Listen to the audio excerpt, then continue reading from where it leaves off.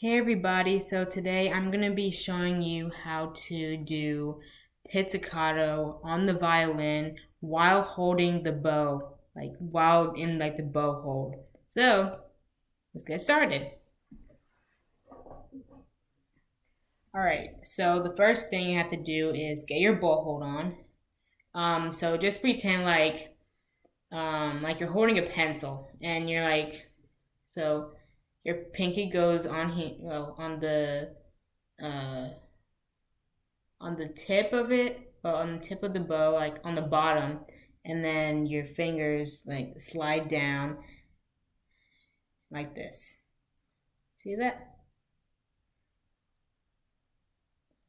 And then just like let it lean like that. So, how to do pizzicato while holding the bow?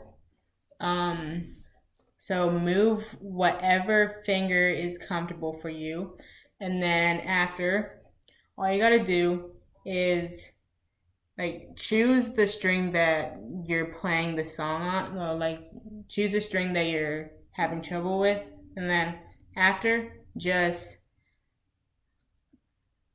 so bring the bow close, and then after just flick like that.